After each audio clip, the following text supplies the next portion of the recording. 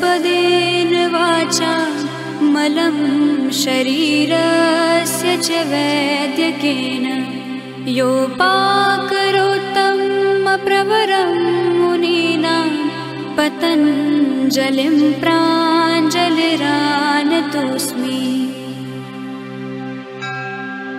योगेन चित्तस्य पदेन वाचा मलं शरीरस्य च वैद्यकेन योपाकरोत्तं प्रवरं मुनीनां पतञ्जलिं प्राञ्जलिरानतोऽस्मि। योगेन चित्तस्य पदेन वाचा मलं शरीरस्य च वैद्यकेन योपाकरोत्तं प्रवरं मुनीनां पतञ्जलिं प्राञ्जलिरानतोऽस्मि।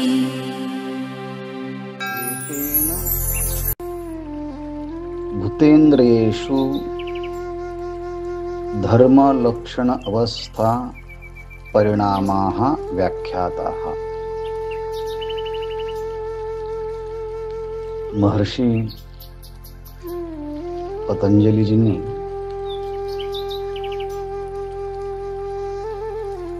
चित्ताच्या 3 परिणामांचा विचार सांगितल्यानंतर तो 3 परिणाम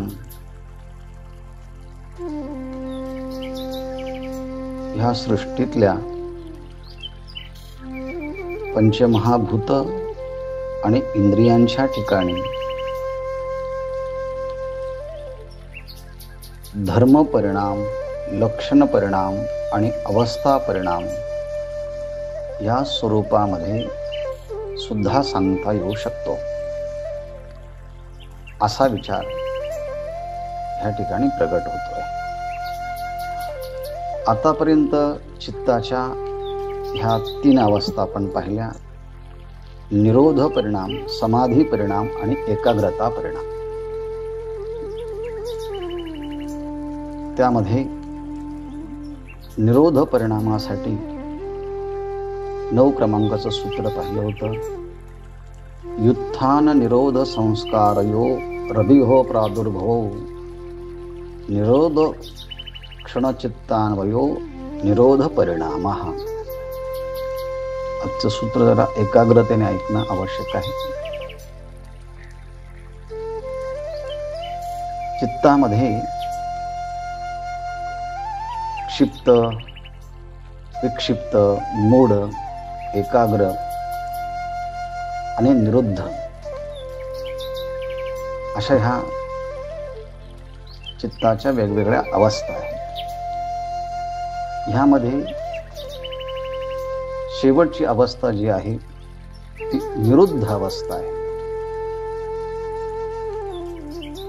आणि बाकीच्या ज्या क्षिप्त, विक्षिप्त, मूढ आणि एकाग्र ह्या युत्थान अवस्था आहे। मग ह्या युत्थान अवस्थेचे संस्कार आणि निरोध अवस्थेचे संस्कार दोन्हीही चित्तामध्ये असतात। चित्ताचा संबंध ह्या युत्थान आणि निरोध संस्काराशी असतो, परंतु जसजसे निरोध संस्कार प्रबल होत जातात तसतसे युत्थान संस्कार अभिभूत होतात, म्हणजे चित्तामध्ये असून सुद्धा ते कार्यरत होत नाही, त्याचा प्रभाव होत नाही। आणि निरोध संस्कार हे संप्रज्ञात समाधीच्या अभ्यासासाठी अत्यंत उपबलक असतात आणि म्हणून तस्य संस्कारात प्रशांत वाहिता, त्या निरोध संस्काराचा परिणाम चित्तावर झाला की चित्तामध्ये एक शांतता नाही तर प्रशांत स्थिती प्राप्त होते। याचा सगळा विचार हा निरोध परिणाम सांगितला. त्यानंतर समाधी परिणाम. त्या समाधी परिणामामध्ये चित्त रजगुणाच्या प्राधान्याने जेव्हा अनेक विषयांच्या आकाराकार होतं तेव्हा त्याला सर्वार्थता असं म्हणतात. पण त्या चित्तातील रजगुण निघून गेल्यानंतर सत्वगुण जेव्हा वृद्धिंगत होतो तेव्हा अनेक विषयांच्या ठिकाणी व्यग्र असणारं चित्त एकाच विषयाच्या ठिकाणी स्थिर होतं. म्हणजे प्रत्याहार झाल्यानंतर धारणा ज्या अलंबनात्मक विषयाच्या ठिकाणी केली, ज्या विषयाला अलंबन करून आपण तिथे धारणा केली, तिथे ते चित्त एकाच आकाराकार पूर्ण होतं. तेव्हा त्या चित्ताच्या मध्ये जे सर्वार्थताची जे वृत्ती आहे त्यांचा क्षय होतो आणि एकाग्रतेच्या वृत्ती जी आहे त्यांचा उदय होतो.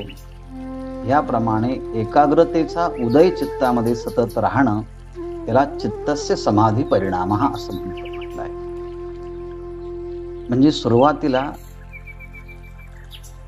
संस्काराचा विचार केला त्यामध्ये निरोध परिणामाच्या मध्ये, तर समाधी परिणामाच्या मध्ये एकाग्रतेच्या वृत्तीचा विचार केला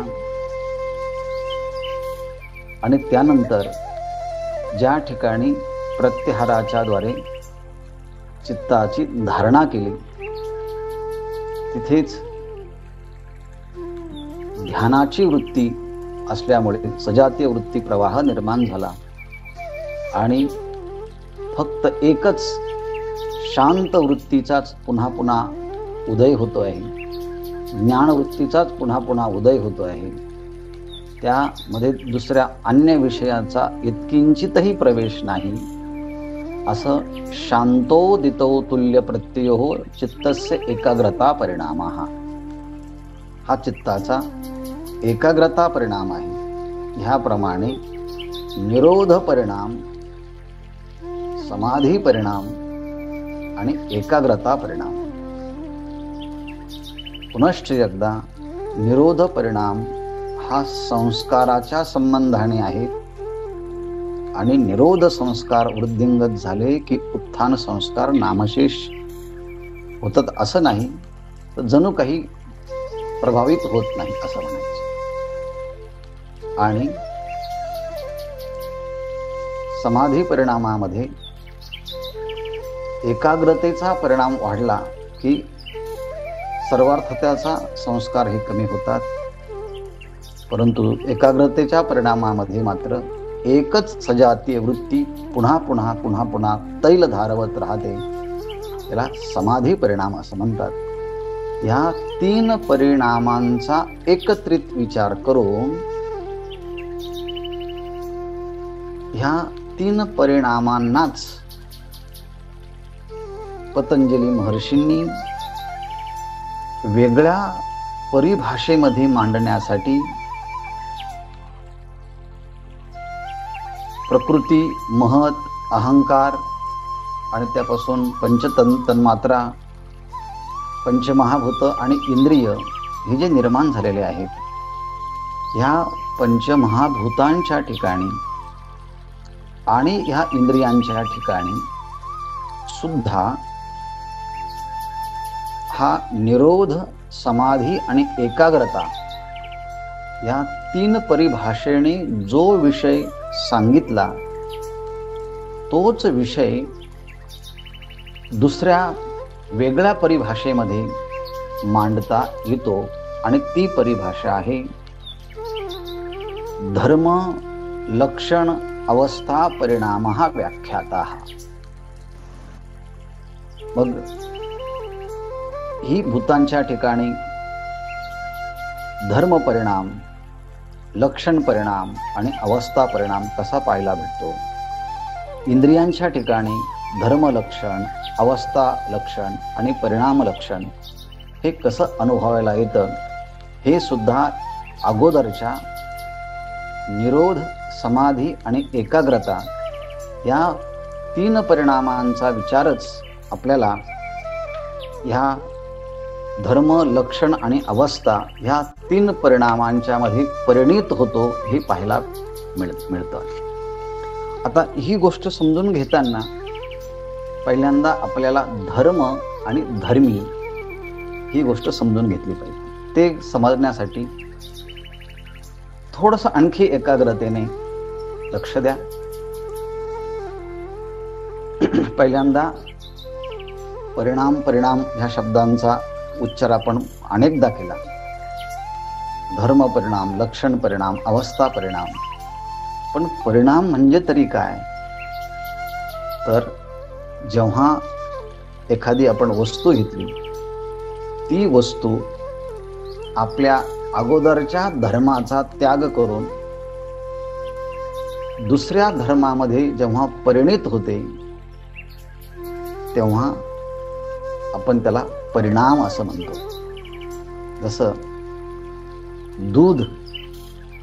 दूध असताना दूध आपल्या अगोदरच्या आपल्या स्वतःच्या धर्माचा परित्याग करून जेव्हा दह्यामध्ये रूपांतरित होतं, तेव्हा त्याला आपण परिणाम असं म्हणतो. दही हा परिणाम आहे. दही कशाचा परिणाम आहे? तर दुधाचा परिणाम आहे. मग दही होताना काय झालं? अगोदरचा धर्म आहे त्या धर्माचा त्याग करून अन्य धर्माचं रूपांतर जेव्हा घडलं जातं, तेव्हा त्याला परिणाम असं म्हणतात. मग आता ह्या परिणामाचा विचार एका छोट्याशा उदाहरणाच्या माध्यमातून घेऊ. त्याचं इम्प्लिमेंटेशन बाकी सगळ्या उदाहरणामध्ये कसं लागता येतं ते आपण पाहूया. या सूत्रावरती जे भाष्य आहे त्याचा विचार करताना 2 तास समोरासमोर बसून जर आपण समजून घेतलं, तेव्हा तो विषय कळण्यासारखा आहे. पण संक्षिप्त सांगायचा म्हणून अतिसंक्षिप्त स्वरूपामध्ये असा आहे. जेव्हा आपण घट बनवतो मातीचा, तेव्हा तो घट बनवण्याच्या अगोदर मातीचे कण असतात. मातीचे कणाच्या मध्ये पाणी टाकल्यानंतर त्यातला पिंड तयार होतो, चिखलाचा गोळा तयार होतो. त्या चिखलाच्या गोळ्यापासून पुन्हा घट तयार होतो. आणि घट जर फुटला गेला तर त्याच्या छोटे छोटे खापरं तयार होतात, त्याला कपाल असं म्हणतात. आणि ते कपालही पुन्हा जर बारीक केले तर पुन्हा मृत्तिका तयार होते. ह्याप्रमाणे त्या मातीचे पहिल्यांदा चूर्ण, नंतर तो मातीचा पिंड, नंतर घट, त्या घटाच्या नंतर कपाल म्हणजे बारीक बारीक तुकडे त्या घटाचे, आणि त्यातून पुन्हा अनेक बारीक केलं तर पुन्हा चूर्ण होतं. अर्थात हे मातीचेच वेगवेगळे परिणाम झाले. माती होती कणाच्या रूपानं, त्यांनी पूर्वधर्माचा परित्याग केला, म्हणून पिंड बनला, हा त्याचा परिणाम झाला. पिंडाचा वेगवेगळा आकार तयार झाला, त्याला घट नाव झालं, हा पुन्हा त्याचा परिणाम आहे. पुन्हा ते घट फुटला गेला, त्याचे तुकडे तुकडे झाले, हाही त्याचा परिणाम आहे. आणि पुन्हा ती वस्तू आणखी तुटली गेली तर पुन्हा त्यापासून मातीचे बारीक बारीक कणच तयार झाले. आणि म्हणून मूळ माती जी आहे तिला धर्मी म्हणायचं, आणि तिच्यामध्ये जे रूपांतर होत गेले वेगवेगळ्या अवस्थेमध्ये त्याला धर्म म्हणायचं. म्हणजे मूळ धर्मी जशीच्या तशी राहिली असताना त्या वस्तूच्या मूळ वस्तूला तसंच ठेवून तिच्यावरती जे वेगवेगळे परिणाम झाले त्याला त्या सगळ्यांनाच परिणाम असं म्हणतात. पण आता ह्या परिणामालाच वेगळ्या परिभाषेमध्ये आता धर्म परिणाम, अवस्था परिणाम आणि लक्षण परिणाम या स्वरूपामध्ये आपण पाहणार आहोत. धर्म, लक्षण आणि अवस्था परिणाम यातला आपण धर्म पाहिला. धर्मी म्हणजे माती, आणि त्या मातीच्या मध्ये पिंडापासून तर कपालपर्यंत आणि कपालापासून पुन्हा मृत्तिकापर्यंत जे वेगवेगळे अवस्था होत गेल्या त्याला धर्म परिणाम असं म्हणायचं. हे कळालं. धर्मीचे वेगवेगळ्या प्रकारचे धर्म परिणाम. पण आता कालाच्या दृष्टीने आपण जेव्हा पाहिलं तेव्हा आपल्याला एक गोष्ट सहज लक्षात येईल की जेव्हा मातीचा जो पिंड असतो त्या पिंडापासून म्हणजे गोळ्यापासून जेव्हा घट तयार केला जातो तेव्हा जेव्हा घट होतो तेव्हा त्या घटाचं लक्षण आता जे प्राप्त झालं त्याच्या अगोदरचं जे लक्षण आहे पिंड, त्या पिंडाच्या लक्षणाचा त्याग करून मग आता घटाचं लक्षण प्राप्त झालं. पण घट जेव्हा फुटला जातो तेव्हा त्याचं कपालामध्ये तुकड्यामध्ये म्हणजे रूपांतर होतं. तेव्हा त्या घटाचं जे लक्षण आहे ते लक्षण निघून जातं भूतकाळातलं आणि आता त्याला नवीन लक्षण प्राप्त होतं ते कपाल. म्हणजे ज्याला परिणाम अगोदर असं म्हटलो त्याच परिणामाला कालव्यवच्छेदाने आता त्याचं लक्षण भिन्न होत जाईल. म्हणजे मातीचं लक्षण वेगळं, चिखलाचं लक्षण वेगळं, घटाचं लक्षण वेगळं, कपालाचं लक्षण वेगळं. आणि असं होताना जेव्हा पूर्व अवस्था मूल अवस्था येते, जेव्हा घटाची अवस्था येते तेव्हा त्या घटाच्या अवस्थेमध्ये अगोदर त्या मृत्तिकेच्या लक्षणांचा त्याग होतो आणि मग तिथे पिंडाचं लक्षण येतं. आणि पिंडाचं जेव्हा लक्षण आपण करतो तेव्हा त्या पिंडाच्या लक्षणामध्ये घटाचं लक्षण करतो तेव्हा घटाच्या लक्षणामध्ये पिंडाचा त्याग केलेला असतो, पिंडाच्या लक्षणांचा त्याग केला असतो.